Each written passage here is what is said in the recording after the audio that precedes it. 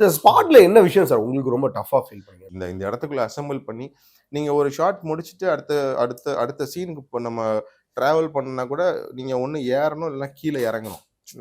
அங்கே அங்கே பிளைன்ஸ் வந்து ரொம்ப கம்மி தான். ஸோ எல்லா எக்யூப்மெண்ட்ஸு ஸ்டாண்டு கீன்லாம் தூக்கிட்டு எல்லாம் ஏறி இறங்கிட்டு இருப்பாங்க. ஸோ பசங்க, குட்டி பசங்க, அதுவும் ஏர்லி மார்னிங் 6 ஷாட் வைக்கும் போதெல்லாம் ஃபுல்லாக நடுங்கிட்டு கிடப்பாங்க. அப்படியே போர்வையை பொத்திக்கிட்டு இவங்க அப்பா ஒரு பக்கம் நிற்பாரு, இவங்க அப்பா ஒரு பக்கம் இதெல்லாம் போட்டு விட்டு நடுங்கிட்டு நிற்பானுங்க.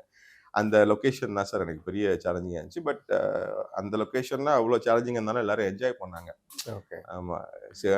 இவ்வளோ நல்ல லொக்கேஷன் கொண்டு போய் நிப்பாட்டுறோம், என்ன பண்ணுவாங்க, சீன் இல்லாத நேரத்தில் போய் உட்காந்து ரீல்ஸு பண்ணிக்கிட்டு இப்போ நம்ம ரொம்ப ஒரு அடி பயங்கரமாக வெயில் அடிக்கிற லொக்கேஷனில் பிளைன்ஸ் எடுத்தா டென்ஷனாக இருக்கும்.